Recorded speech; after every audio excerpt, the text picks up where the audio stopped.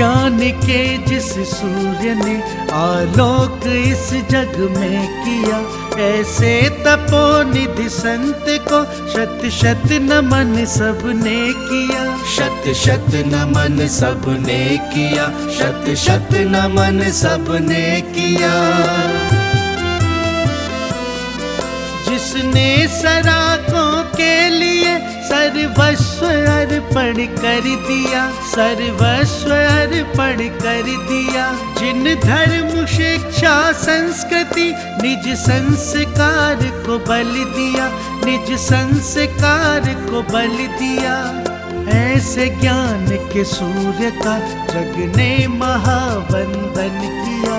ऐसे तपोनिधि संत को शत शत नमन सबने किया। शत शत नमन सबने किया, शत शत नमन सबने किया।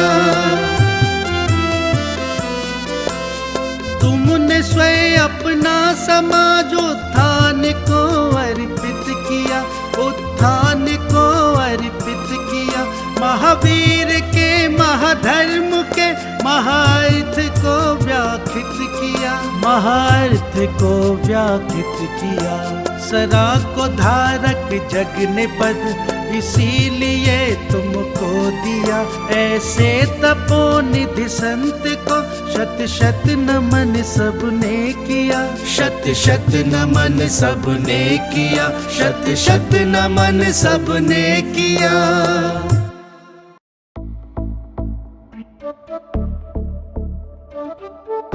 इस कार्यक्रम के पुण्यार्चक हैं श्री राजेंद्र कुमार जैन, श्रीमती मंजू जैन, CS संदीप कुमार जैन, श्रीमती श्वेता जैन, अनुश्री जैन, चिराग जैन, A251-252 लाल कोठी स्कीम, वर्धमान पथ, न्यू विधानसभा के पास, जयपुर 302015 राजस्थान।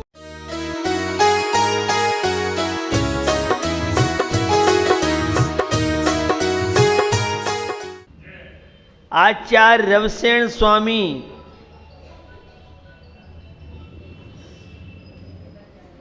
ने एक बहुत सुंदर कारिका के द्वारा वर्णन किया है। अथासौ भगवान ध्यानी शात कुंभ प्रभः प्रभो हिताय जगते कर्तु दान धर्म समुद्यतः। सुवर्ण के समान प्रभा के धारक ध्यानी भगवान ऋषभ देव जगत के कल्याण के निमित्त दान धर्म की प्रवृत्ति करने के लिए उद्यत हुए। जिज्ञासा यह रहती है लोगों की कि तीर्थंकर तो शक्तिशाली होते हैं और दीक्षा लेने के बाद अगर आहार नहीं ले तो भी काम चल सकता है। महामुनि ऋषभ देव की बात आपसे कर रहा हूं। केवल ज्ञान से पहले सब व्यवस्थाएं होती हैं। दिगंबर जैन धर्म के अनुसार केवल ज्ञान होने के बाद उन्हें आहार की आवश्यकता नहीं होती है। लेकिन दूसरा पक्ष है, श्वेतांबरों में कवलाहार की व्यवस्था है। ये दिगंबर और श्वेतांबर में मान्यता में अंतर है।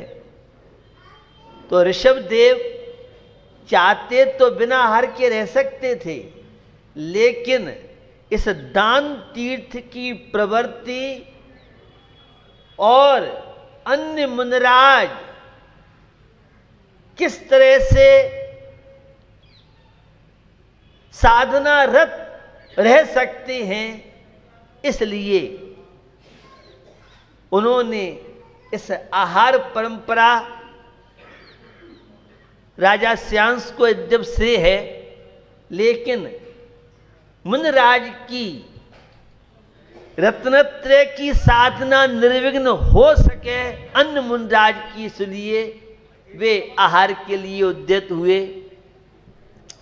आज आपने 1 से 28 जी अर्घ चढ़ा करके हो गए कि होने हैं? अभी आधे हुए महाराज। होने हैं। तो 128 अर्घों के माध्यम से सिद्ध परमेष्टि का गुणगान करेंगे। वे आलोचना पाठ की पंक्तियों की ओर आपका ध्यान दिलाना चाहता हूं। समरंभ समारंभ आरंभ मन बचतन कीने प्रारंभ का मोदन करके क्रोधादि चतुष्ट धर के 7-8 जो इन भेदन ते अग कीने पर छेदन ते। आलोचना पाठ में यह पंक्ति बहुत मार्मिक है। हर ग्रस्त व्यक्ति को एक बार आलोचना पाठ अवश्य पढ़ना चाहिए। जैसी कषाय आपके पास हो तो आलोचना पाठ करने से दिन भर में जो पाप लगते हैं उसकी निंदा कर रहा। आप तो राजधानी एक्सप्रेस और प्लेन में चलते हो, आलोचना पाठ कब पूरा हो जाता है? जब पूरा होता है तब पता पड़ता है। लेकिन एक एक पंक्ति बहुत महत्वपूर्ण है और मुझे अपेक्षा है इस सिद्ध चक्र महामंडल विधान में जितने इंद्राणी बैठे हैं 24 घंटे में एक बार आलोचना पाठ करेंगे, ये नियम लें तो मुझे लगता है सिद्ध चक्र महामंडल विधान की भी सार्थकता सफलता हो सकती है। जो नहीं करते हैं उनकी विशेष रूप से मैं कहना चाहता हूं। समरंभ जो 1 से 8 28 अर्घ चढ़ाएंगे उसमें 1 से 8 पाप दिन भर में होते हैं। उन पापों के प्रक्षालन के लिए समरंभ समारंभ आरंभ, शायद आपको बिमचा जी ने बताया होगा या बताएंगे। आज आप सिद्ध चक्र महामंडल विधान में बैठ रहे थे तो बैठने से पहले नहाना है, धोना है, अन्य बहुत तरह की सामग्री, अन्य अन्य जो भी चीजें हैं, यह समरंभ और समारंभ मंदिर में आकर के और थाली आदि सब तैयार आपकी हो गई हैं। कृत कारित अनुमोदना, स्वयं विधान में बैठना, परिग्रहण स्वयं करना और दूसरे लोगों को आहार देने की प्रेरणा करना, तो इसका भी पुण्य प्रशस्त प्रकृति हमें सहज में मिलती है। स्वयं करना, दूसरों से कराना और जो कर रही हैं धन्य हैं। हम तो नहीं बैठ पाए विधान में, ये पुण्यशाली हैं विधान में बैठ करके और लाभ ले रहे हैं। ये अनुमोदना अच्छे कार्यों की। आहार देने वाले हम नहीं दे पा रहे हैं, लेकिन जो दे रहे हैं वे बहुत सौभाग्यशाली हैं। हर लगे न फिटकई रंग चौखोई आ जाए। कितना सस्ता है जैन धर्म। लोग कहते हैं जैन धर्म बहुत कठिन है। मुझे लगता है जैन धर्म जैसा सरल सस्ता धर्म मिलना मुश्किल है, वो भी वैज्ञानिक दर्शन। जिस गली मोहल्ले में पड़गान होता है उस अगर पड़ोसी आपका विरोधी भी है उससे पता पड़ जाए महात्मा जी आ रहे हैं तो वो भी आपको सहयोग करेगा। पूरे गली का, मोहल्ले का, पूरे घर का वातावरण। और जो नई बहू बेटी नहीं जानती है, बच्चे नहीं जानते हैं, उस मोहल्ले के जेनेत्र पूछते हैं भाई क्या बात है, आज तुम्हारे यहाँ भीड़ कैसी थी, क्या कैसे है, तो बहुत तरह की जानकारी। हमारा कितना समय विकताओं से बचता है और प्रशस्त पुण्य कार्यों में लगता है। तो यह है कृत कारित अनुमोदना। गुणा कीजिए 3 त्रिका 9 हो जाते हैं। समारंभ है, समारंभ है, आरंभ है, कृत कारित अनुमोदना। और मन से करना, वचन से करना और काय से करना। अगर विधान बोल रहे हो तो वचन का भी पेमेंट आपको दिलाएंगे भगवान पार्श्वनाथ से। ये देते नहीं है। मेरी भाषा को समझने का प्रयास करना, कर्म सिद्धांत की दृष्टि से मैं आपको बता रहा हूं। तो यह है मन से करना, वचन से करना और काय से करना। कुछ लोग तो काय से, शरीर से यहां बैठे हैं और वचन उनका कहीं दूसरी जगह चल रहा है।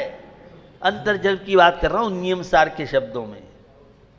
बाहर में तो आप हो सकता है, लेकिन आपका वचन पूरा अंतर्जल और बहिर्जल दोनों उस विधान की पूजन में लगे हुए हैं। जिनवाणी के शब्दों का ध्यान हम दे रहे हैं, क्या क्या पंक्तियों के क्या क्या भाव है। तो यह है मन से, वचन से और काय से, इन तीनों के पेमेंट अलग मिलते हैं। नोतिया 27 हो गए और 27 का क्रोध, मान, माया, लोभ, 4 कषाय। अगर मंद कषाय है तो उसमें धार्मिक क्रियाएं, मुंडाज के आहार देने की भावनाएं, पूजा पाठ करने की भावनाएं, तीर्थ क्षेत्र की यात्रा की भावनाएं, मंदिर जाने के परिणाम बनते हैं। और तीव्र पाप कर्म का उदय, कषाय तीव्र होती हैं। तो मंदिर में जाने के लिए टाइम नहीं है, वो बहुत दूर पड़ता है महाराज। और मॉल में जाना है, पिक्चर हॉल में जाना है, संसार के कार्य में शादी बेंगलोर हो रही है तो टाइम निकल आता है। दिल्ली शादी हो रही है तो उसके लिए टाइम निकल आता है। वो सारी कटौती होगी तो धर्म और मंदिर के नाम से होगी। ये है अशुभ कर्म के उदय की बात। टाइम तो सब निकालता है आदमी, रुचि होती है, इंटरेस्ट होता है तो खूब टाइम ही टाइम है। और रुचि नहीं है तो फ्री भी बैठे हैं तो भी नहीं कर पाते हैं। तो 1 से 8 पाप दिन भर होते हैं। उन पापों की प्रक्षालन के लिए हर ग्रस्त व्यक्ति को, हर बाल गोपाल को एक माला अवश्य फेरनी चाहिए। ये 1 से 8 पापों की बात मैंने आपसे की। बहुत तरह के प्रसंग हैं, उन प्रसंगों में एक चर्चा आती है, सकल द्रव्य के गुण अनंत पर जाय अनंता, जानी एक ही काल प्रगट के बल भगवंता। क्रमबद्ध पर्याय, जिस जीव का जिस समय जैसा होना होगा वैसा ही होगा। हमारा जैन सिद्धांत इस बात को नहीं मानता है, भारतीय संस्कृति इस बात को नहीं मानती है। हमारे यहाँ कुछ चीजें निश्चित हैं, कुछ चीजें अनिश्चित हैं। अगर विधान में बैठेगा, मुंडाज के आहारचर्या में लगेगा तो अमुक विपत्ति इसकी टल सकती है। और संसार के कार्य में, पाप कार्य में जाएगा तो उस कर्म का फल से होगा। सामान्य तो कर्म आते हैं, सोचते हैं पूजा पाठ कर रहे हैं, क्यों नहीं प्रयत्न करो, वो चुपचाप कर्म लौट सकता है। बहुत तरह की व्यवस्थाएं हैं, आप इनको सामान्य न समझें। साधुओं के प्रवचन अब आजकल तो चैनलों में आ रहे हैं, वहीं सुन लेते हैं। साधु के प्रवचन सामने सुनोगे, उनका जो ओरा है, उनका जो आभा मंडल है, उनकी ऊर्जा है, वो आपके चित्त को, आपकी भावना को विशुद्ध बनाने में कारण बन सकती है। चैनल पर सुनने के बाद विचार आपकी अच्छी बन सकती है, नॉलेज हो सकता है, लेकिन उस नॉलेज के साथ एक तपस्वी संत की छत्र छाया, उसका आभा मंडल, ओरा, उसमें आकर के हमारे विचार, हमारी भावनाएं, हमारी विशुद्धि में जो अंतर आएगा, वो अंतर। इसलिए कोई भी भजन विनती बोलो तो टेप रिकॉर्ड के चक्कर में मत पड़ना। मोबाइल में रखा है आपने, प्रदूषण फैलाता है। और आप जो बोलोगे, आपके साथ अन्य जो बोलेंगे, उनका वह वचन योग, उनका वह मनोयोग, उनकी काय की प्रवृत्ति, वह जो शब्द आप बोलते हैं, आपकी कोशिकाएं, आपके हार्मोन्स, आपकी धमनियां, ये सब प्रभावित होती हैं। इसलिए भजन स्तुति आदि बोले, हमने बटन दबा दिया आराम से सुनने का बोला। ये तो कोई बीमार है, अस्वस्थ है, उसकी बात अलग है। तुम ठीक ठाक भी हो और रिकॉर्डिंग कर ली तुमने, मोबाइल से सुन रहे हो। मोबाइल से सुनने का उतना लाभ नहीं है जो लाभ आप पढ़ेंगे, आप बोलेंगे, उस बोलने का अपना प्रभाव पड़ता है। एक एक शब्द का हमारे मस्तिष्क पे, शरीर पर, भावनाओं पर, ये सारी बातें अब वैज्ञानिकों ने सिद्ध कर दी हैं। हमारे यहाँ तो सब बातें पहले से सारी बातें थी। खैर, कर्म सिद्धांत की बात मैं आपको बताना चाह रहा हूं। सब चीजें निश्चित नहीं हैं, कुछ चीजें निश्चित हैं, कुछ चीजें अनिश्चित हैं। लोगों ने उन पंक्तियों का दुरुपयोग किया, जो जो देखी बीत राग ने, सो सो होसी बीरा रे, अनहोनी नहीं कबहू होसी, काए होत अधीरा रे, काए होत अधीरा रे। जिन लोगों का इन पंक्तियों पे विश्वास है वह सम्यक दर्शन के योग्य नहीं है, वे धर्मात्मा नहीं हो सकते हैं। सम्यक दृष्टि बनने की बात तो बहुत अलग की बात है। हमने तो शास्त्रों पढ़ा है, केवल ज्ञान में जिसका जैसा आया है वैसा होगा। हम छद्मस्त हैं, अज्ञानी हैं, हमें नहीं मालूम केवल ज्ञान में क्या आया है, नहीं आया है। हम जो झलकाएंगे वो केवल ज्ञान में आएगा। केवल ज्ञान के अनुसार हमारा परिणमन नहीं होने वाला है। ये हाथ की रेखाएं मिटती बनती रहती हैं। आलाप पद्धति में देवसेन आचार्य ने कहा, सेभावी गुण क्रम बरतने पर्याय। गुण सेभावी होती हैं, पर्याय क्रम बरती होती है। सब चीजों को एकांत से निश्चित मान लेंगे तो कूटस्थ नित्य होने से सारी दर्शन की व्यवस्थाएं, हम पूजा करते हैं, व्रत करते हैं, उपवास करते हैं, तब त्याग करते हैं, इससे संबर निर्जरा जो विशुद्धि बढ़ती है, वह विशुद्धि हमारे अशुभ कर्म को भी नष्ट करने में कारण बनती है। और विशुद्धि से पुण्य प्रकृतियों की सत्ता, अनुभाग शक्ति बढ़ती है। इसलिए किसी भी जोशी को अपना हाथ नहीं दिखाना चाहिए, बहुत बड़ी कमजोरी है। विपत्तियों को निमंत्रण देना हो तो किसी थैला छाप जोशी से मिलिए और बर्बाद हो जाइए। मेरे सानिध्य में बहुत बड़ा ज्योतिष प्रशिक्षण शिविर लगता है और देश की क्रीम आती है पढ़ने के लिए, ज्योतिष पढ़ने के लिए। और मैं ये कहता हूं ज्योतिष कुछ नहीं कर सकता है। सुन लो, पीछे पड़े हो, ज्योतिषियों के चक्कर काट रहे हो। और जन्म पत्री में क्या लिखा है, हम जो चाहेंगे वो जन्म पत्री में लिखा जाएगा। हम तो रेखाएं बदलने की क्षमता रखते हैं। छत्र छाया भगवान पार्श्वनाथ की है। हम भगवान पार्श्वनाथ के भक्त कहलाते हैं। हम जो चाहेंगे, जैसा चाहेंगे वैसा भाग्य बना सकते हैं।